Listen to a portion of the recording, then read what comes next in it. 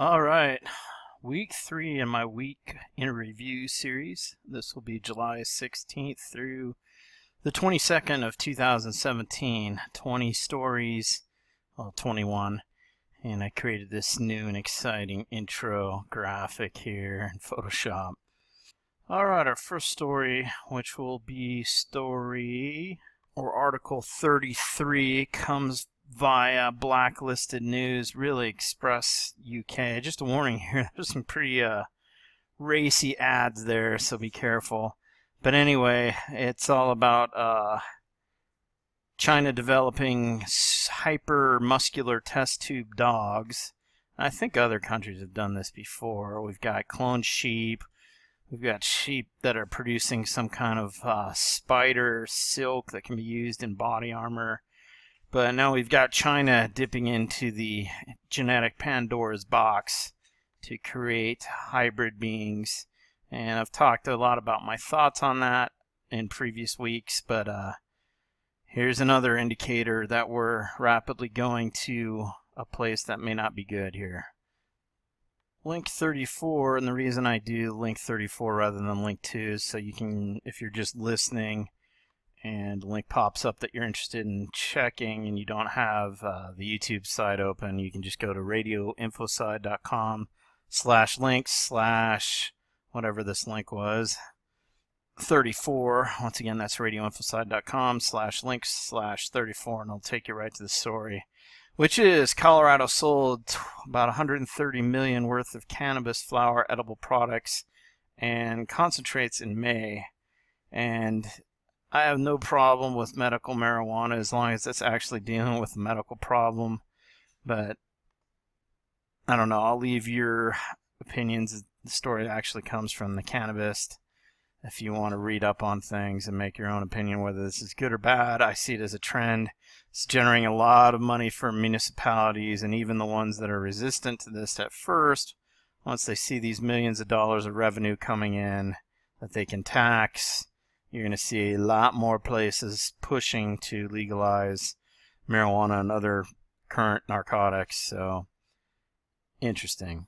And along those lines, you have the Bible verse in Revelation 9:21 that talks about, neither repented they of their murders, nor of their sorceries, nor of their fornications, nor of their thefts, talking about end-time people being under God's judgment. And interestingly enough, this word sorceries, the root Greek word of that is in Hebrew Strong's Concordance, this number here, G5331, which is pharmakia, which is where we get the term pharmacy, which is drugs.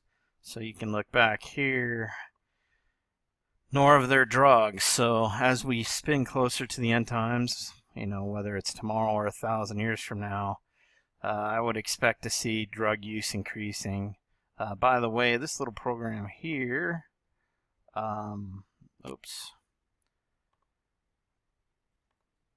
is eSword, which is free, eSword.net. Check it out. It's a good Bible study tool if you're into that. Article 35 comes from the Colbert Report. Points for good behavior. Canadian government introduces the creepiest app ever. So now there's this little app that the Canadian government gives you. I'll just read this excerpt here. Yes, the Canadian government has rolled out an app that gives you points for eating well, exercising, taking quizzes about the flu shot, and other healthy activities. And everyone seems totally fine with this. Welcome to the future, everyone, because the totalitarian states of tomorrow will be more carrot than stick. And it goes on. And it's funny because there's a great series that I'll give a little plug here. It's called Black Mirror. It's on Netflix. And they recently had an episode that's almost the exact same thing.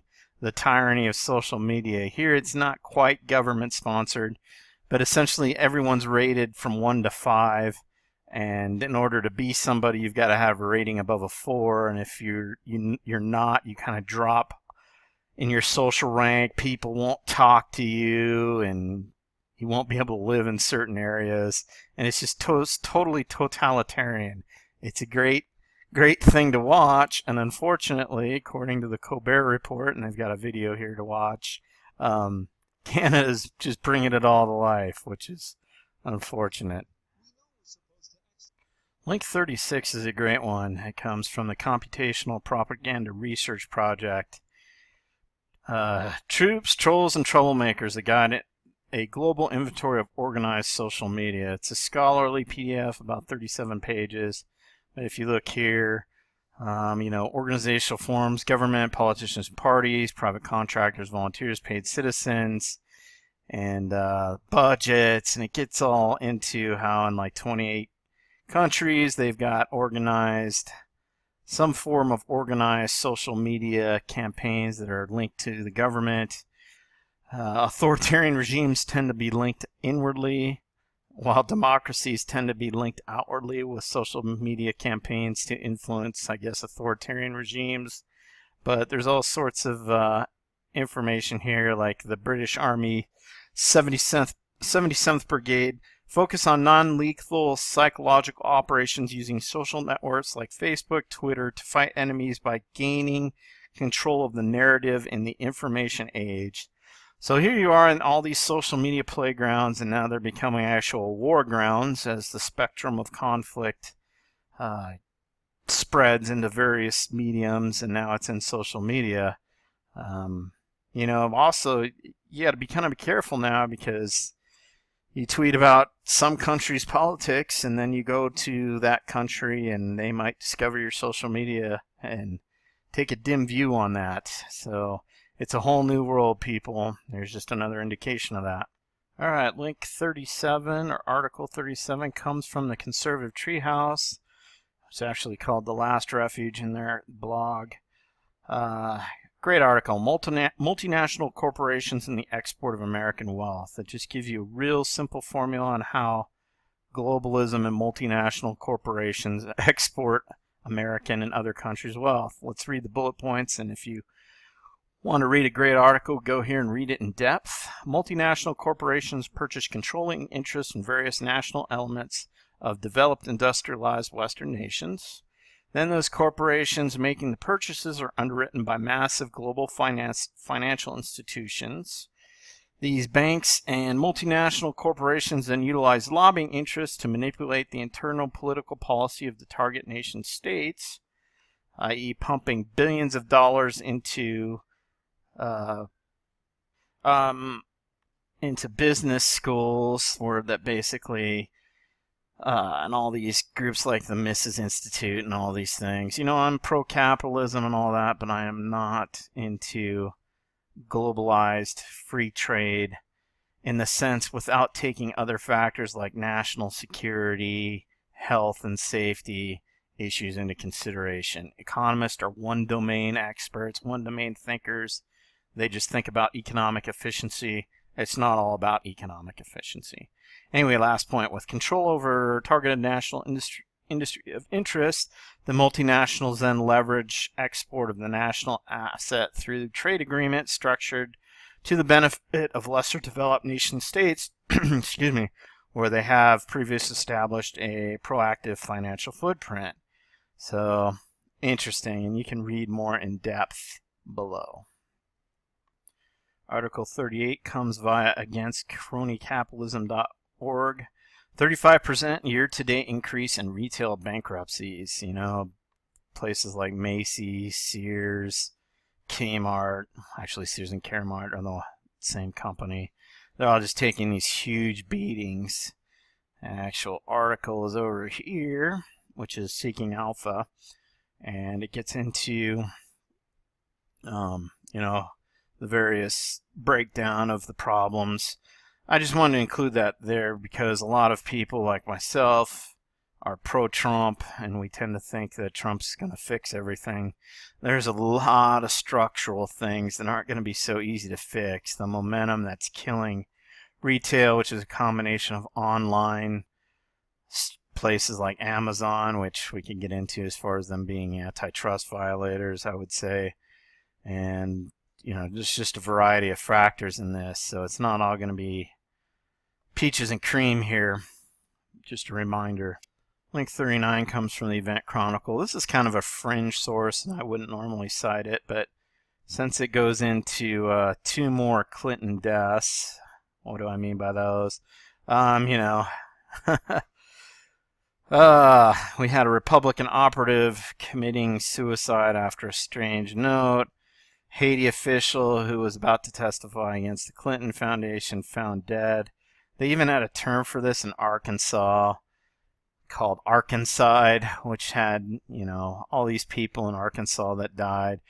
Um, you know, this is what I would call a vortex of improbability.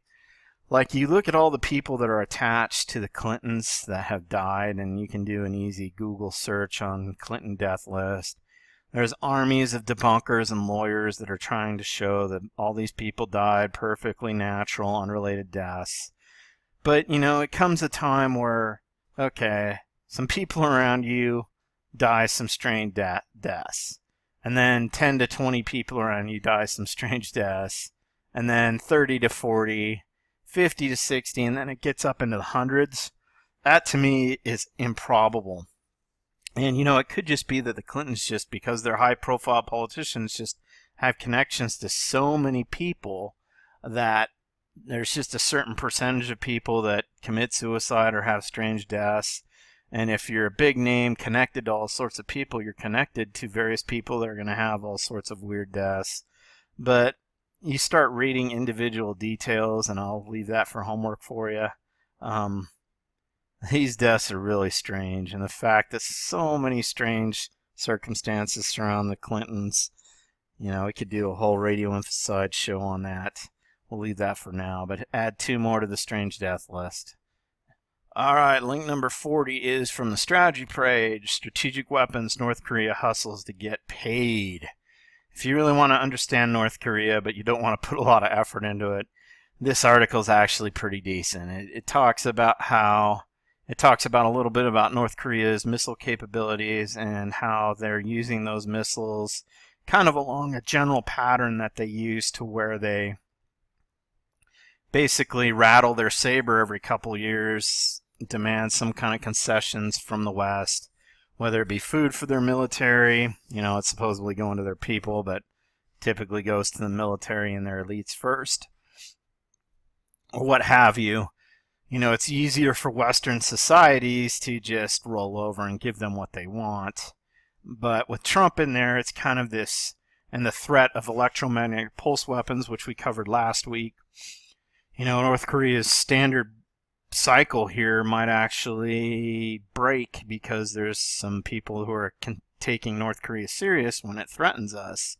And I'm not going to talk about it this week, but in the coming week, their current week, early on in the week, there's already indicators of additional war preparations for the U.S., Japan, South Korea to fight North Korea.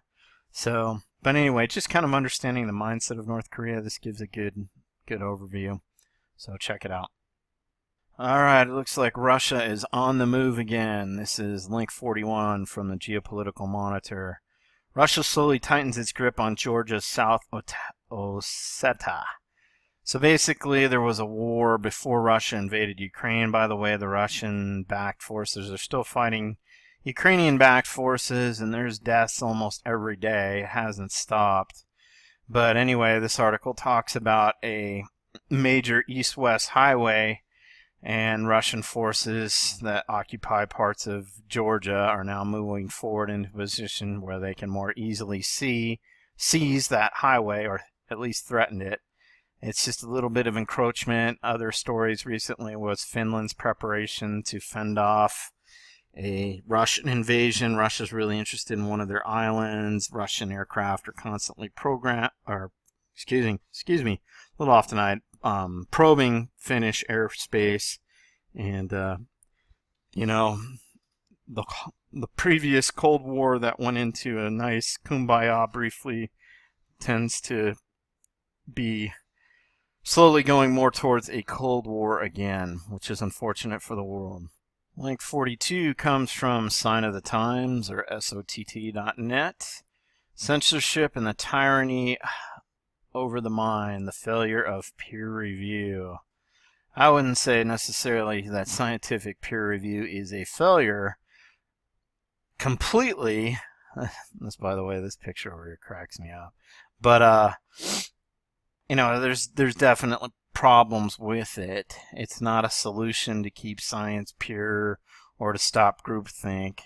And this article, if you're interested, it talks about some of the problems. Experts can be bought and sold just like anybody else, and we can put everything in a scientific language. It's just another form of propaganda, and that permeates. Scientists are people, so the same problems that vex scientists or that vex normal people vex scientists as well. Peer review is meant to help stop that, but again, there's problems with it. Check out this article for a better understanding of those. All right, link 43 comes from the Peace and Freedom blog. Don't let the dated blog format throw you. There's lots of good content here. America's farmers turn back to the bank of John Deere. Basically, a lot of farmers are getting squeezed. They're having trouble getting loans, so John Deere is forming some kind of partnership where they actually fund farmer purchasing of equipment, their John Deere equipment. And there's problems with that, and this article goes into it. But again, I'm a little off tonight. But it just shows kind of the decline of the American farmer and financial companies possibly taking advantage of them. So it's an interesting read. Check it out. All right, link 44 comes from Breitbart.com. U.S. students earn, thank you. Sorry about that. U.S. students earn more A's but drop in SAT scores. Plus, I think since I took the SAT, students get like just a 100-point bonus just for coming and taking the test now. And if you really want to depress yourself, go back and look at some of the earliest test versions of the SATs.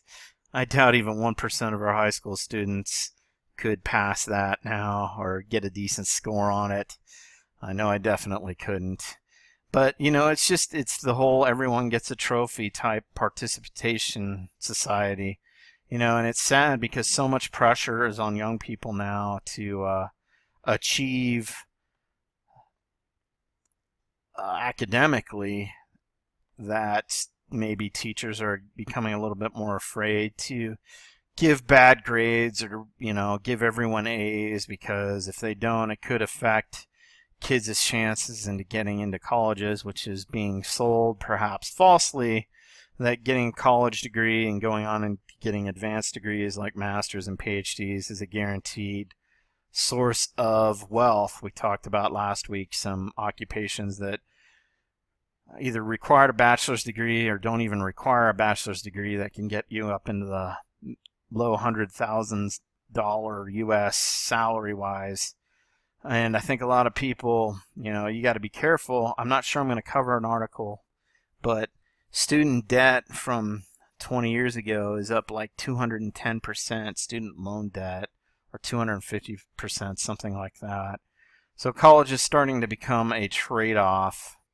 And here's just another indicator of that, along with just the fact that our society is this, just grade inflation, achievement inflation, and it just makes meaningless grades, and it's sad, and it's a general societal trend. Link 45 takes us to B92, a website that covers a lot of Balkan, Eastern European news. China investing in Serbia to spread influence in Europe. Also, so is Russia. This is an interesting story. It's just another indicator of how China has growing influence all over the world and Latin America. Not covered here. This is just about Serbia. But China is also investing in Bulgaria, Romania, all sorts of Eastern European and Central European countries, Africa. So it's an indicator of China's growing geopolitical might, and I thought it was interesting, worth noting.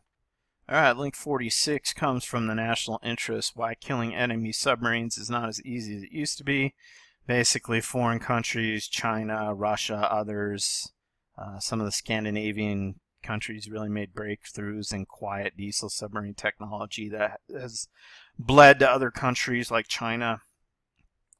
Basically, the ocean is getting louder, and you can read reasons for that, why. It's warming. Some big mammals like whales are making a comeback that are noisy, and technology is making foreign submarines quieter. So it's a big problem. Ocean dominance is huge for geopolitical power. The U.S. spends a lot of money having one of the most powerful nuclear submarine, both ballistic missile carriers, cruise missile carriers, and attack submarines. And our qualitative edge is dropping, both because of the noise and other countries' technology breakthroughs. So it's just another way our military, even though we're spending billions of dollars, is becoming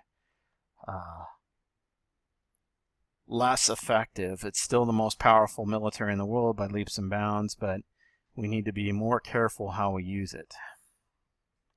Link 47 comes from Real Clear Defense. Trump ends CIA program to arm anti-Assad rebels, which is interesting because the CIA up until recently didn't admit that it was funding the rebels or paying them, when everyone knew that they were, because there was just a preponderance of evidence of such.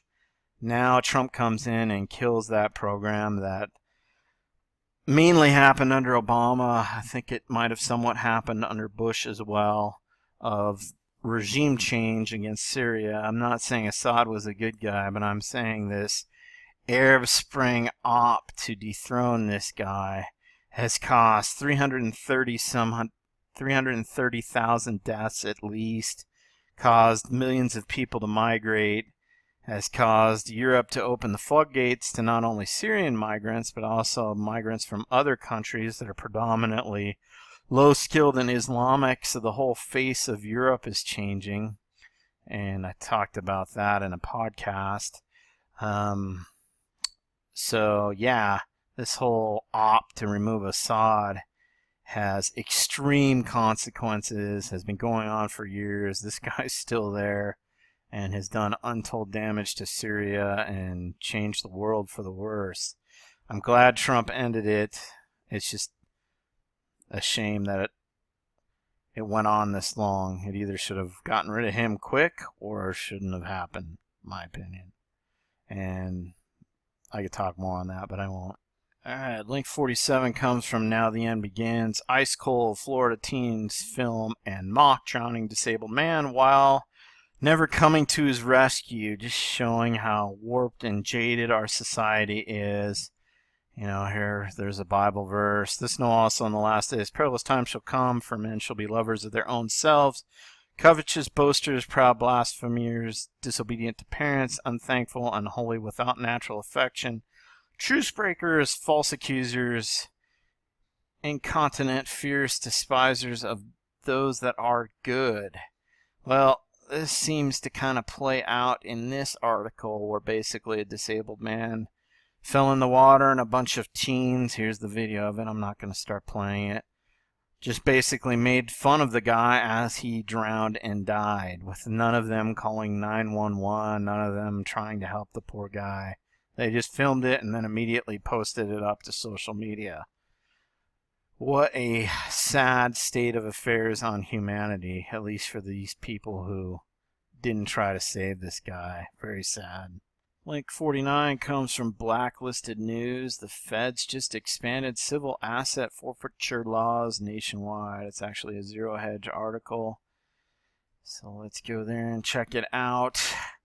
But essentially, the problem with civil asset forfeiture is I have no problem that if you are making money from an illicit source, whether it be human trafficking, drug dealing, all that, if you're convicted of a crime, then the government seizes all those assets with the idea that it helps pay for law enforcement, and it also, some of that money goes for reparations of the victim.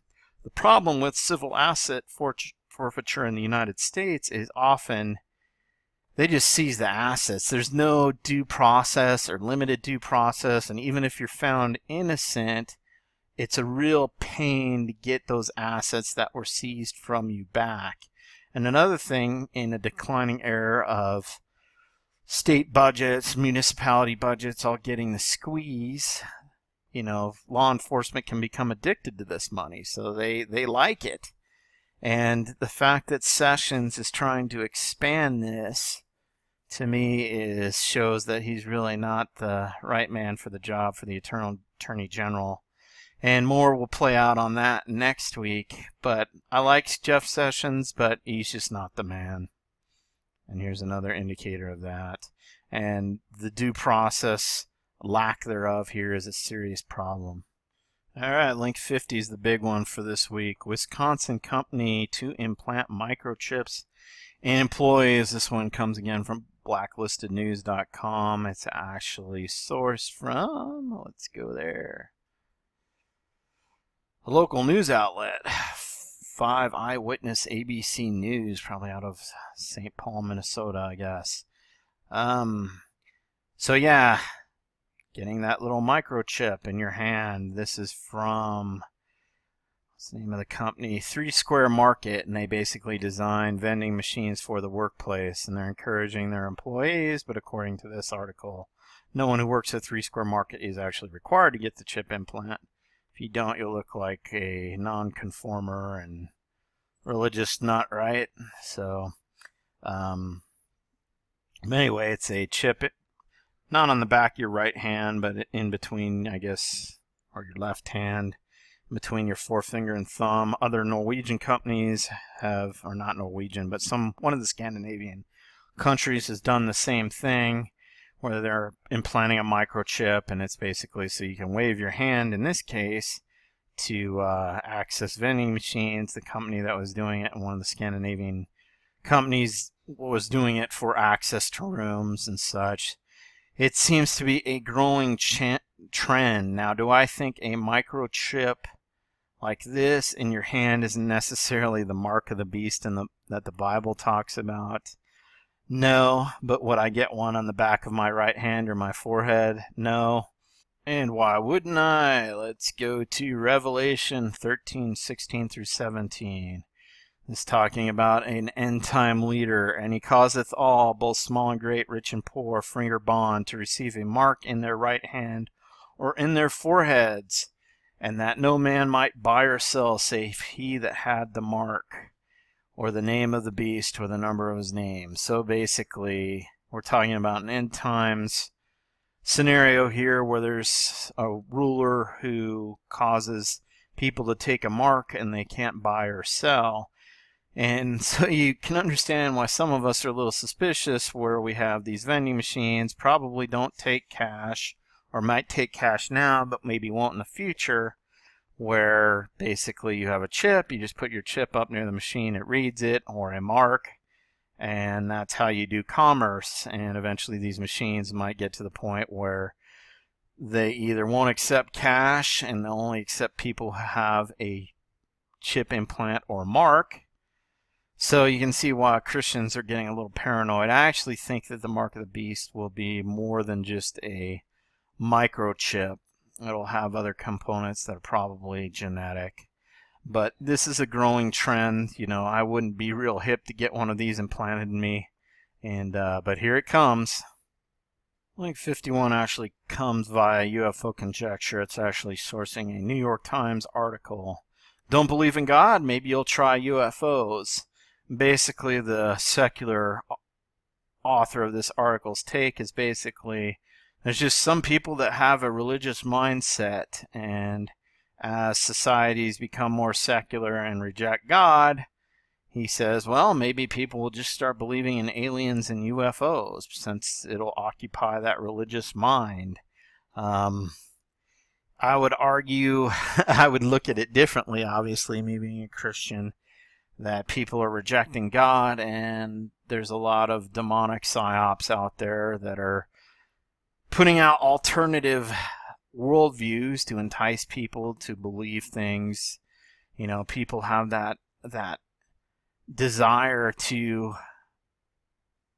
reestablish a relationship that was broken with God, And instead now we have UFOs, we have all sorts of New Age stuff, we have secular, hardcore secularism, all sorts of cults and bogus religions, all there to snare people, to keep them from reaching a saving knowledge and faith in Jesus. And UFOs are playing into that. And playing along that theme, link 52 is from James Bishop's Theological Rationalism, 23 Reasons Why Scholars Know Jesus is Not a Copy of Pagan Religion, Zeitgeist, which is very popular. It's one of the new alien, well, not new, it's been out for 5-10 years, something like that. Or there's various Zeitgeist films, and some of the stuff is very interesting. Talks about banking and kind of hidden knowledge. But unfortunately, with a lot of esoteric stuff out there, there's a poison pill embedded in it. You listen to a lot of the information, then Zeitgeist goes off the rails and says Christianity is really just repackaged paganism evolving from Egyptian mythology and other earlier religions that came before it. It's nothing new. This blog goes through various reasons why that's not the case, how Jesus isn't a repackaging of Egyptian mythology. And to finish off for tonight, if you want to go more in depth and don't want to read, but rather watch a video, there's a good one out there. And this is our final link for tonight. This is link 53, Zeitgeist Refuted and Debunked, the religious portion. This guy who made this video, Elliott Nest, did a really good job of debunking the religious part of Zeitgeist. And interesting here is Peter Joseph of Zeitgeist firing back a little bit, but I think it's an excellent video. I highly recommend you watch it and read the previous article as well to help you gain some knowledge to defend the faith against people who are claiming that Christianity is something that it is not. So we're over a half an hour. Ideally, I'm trying to keep these videos I'm trying to push them towards 20 minutes, but I ramble on. So we'll try that 20 minutes again. I had fun making this little Photoshop thing. It's a little way too busy. See if I can do better in coming episodes. Thanks for listening. Here's the ways you can get a hold of me. Best ways for now is to contact me through Twitter at Infocide, spelled CYDE or INFOCYDE. My YouTube channel is Infocide 2010. Comments, likes, critiques are welcome. And like always, thanks for watching. I do appreciate it. Hopefully it's something of value to you. I will post the links below in YouTube so you can check them out, or wherever I post them on Facebook or various other places. For now, these are the best spots, so I'll just include them here. And you can email if you wish. Probably the best way at this point is infocide.